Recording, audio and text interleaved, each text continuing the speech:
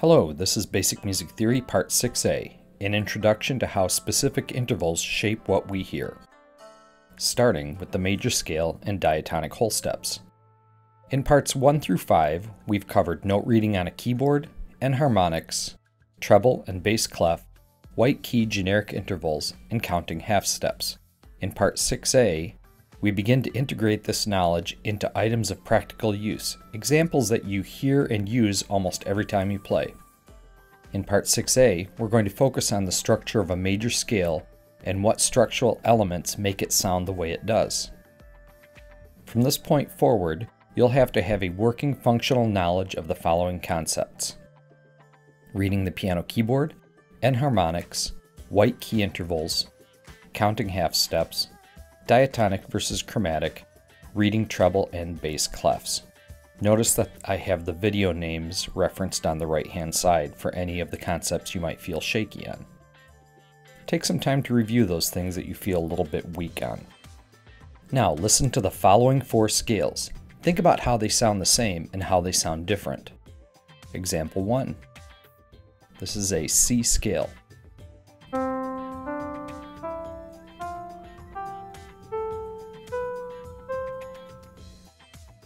Here's example 2. This is an E-flat scale.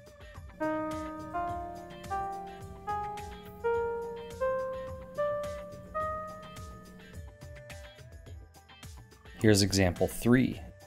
This is a D scale.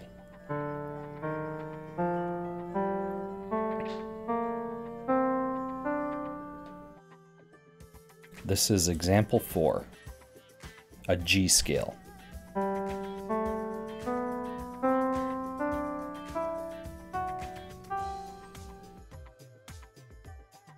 So here's a question.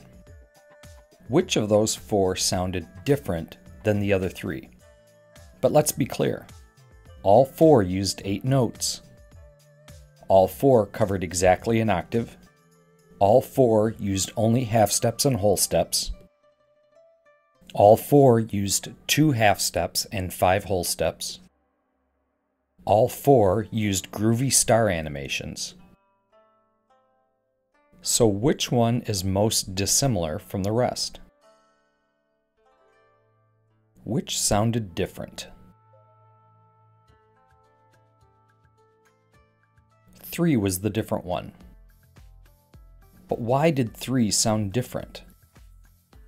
The other 3 had an essential sameness even though they used different notes. What was it about scale 3 that violated that essential sameness? It's the arrangement of whole steps and half steps. What types of scales do we call 1, 2, and 4? A major scale. We're going to look at what it is that makes a major scale sound, well, major. And here's the thing. Music theory gives you the skills and nomenclature to begin to understand and explain why things sound the way they do, and also give you some of the skills you need to reconstruct and reassemble these known sounds in new ways. So back to example 1. Here we have C to D. That's a whole step that has 2 half steps.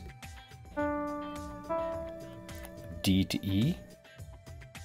That's also 2 half steps.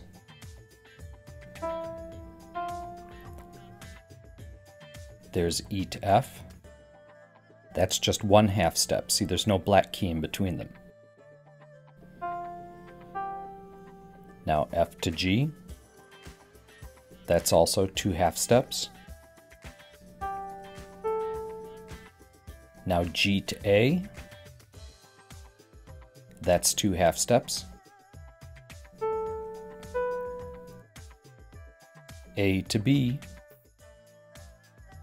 That's 2 half steps. And then finally, B to C. That's just 1 half step. Back to example 2. That's the E-flat scale. And here you can see that we have E flat to F is 2 half steps, F to G is 2 half steps, we'll call that a whole step. G to A flat is a half step, A flat to B flat is 2 half steps, which makes that a whole step. B flat to C, 2 half steps, that makes that a whole step. C to D, 2 half steps, that makes that a whole step. And finally, D to E flat, a half step. See where that half step is? And see where that half step is. Back to example 4. That was the G scale.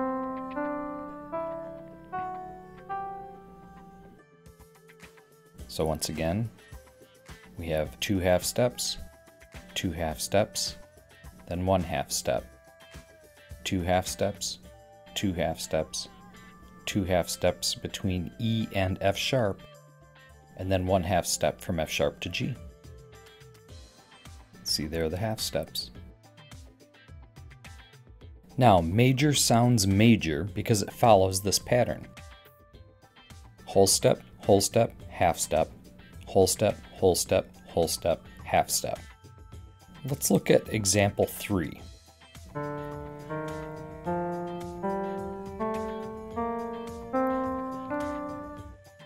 That's the one that started on D, but there was something that didn't sound right about it.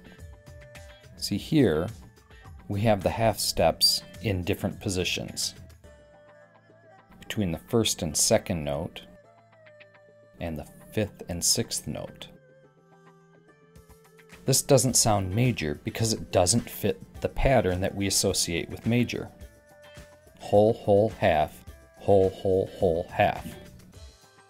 Scale 3 was half, whole, whole, whole, half, whole, whole. And that was something. It wasn't a major scale, and it's not minor either. Actually, this is called Phrygian, but more on that in a later video. I know you want to learn about Greek modes, but we have more we have to learn first. So what is a major scale?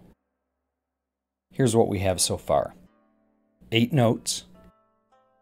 The notes are diatonic, made up entirely of whole steps and half steps. It follows this pattern. So we have half steps between 3 and 4 and 7 and 8, and everything else is a whole step. And it starts and ends on the same note name. We'll now focus on diatonic whole steps. A diatonic whole step is the interval between 2 diatonic notes that are 2 half steps apart. What is a diatonic whole step above A? There's A on the keyboard. 1 half step, 2 half steps. And then we choose the next letter name, which would be the note B. What's the diatonic whole step above F? There's F. 1 half step, 2 half steps. We choose the next letter name, which is G. What is a diatonic whole step above B? Now, we go 1 half step, 2 half steps, and we end up on a black key. This black key could be either C sharp or D flat. But remember, a diatonic whole step means we have to choose the one that is the next letter name. So the next letter name after B is C, so we have to choose the C sharp, not the D flat. What is a diatonic whole step above E flat? There's E flat, 1 half step, 2 half steps. Remember, there's no black key, so it's a half step from white key to white key. And the next letter name above E would be F. What is a diatonic whole step above G sharp? There's our G sharp. We go 1 half step, 2 half steps. That black key can be called either A sharp or B flat, but remember we have to choose the next letter name above G, and that would be A, so we have A sharp. So here's a diatonic whole step. It's 2 notes. The notes must be diatonic. They must be 2 half steps apart. And this interval is also called a major second. Notice the capital M2. The capital letter M is very important. When you write out the word major for an interval, use the capital letter M. If a diatonic whole step is a second, a diatonic interval, only 2 half steps apart and can be called a major second, what is a minor second?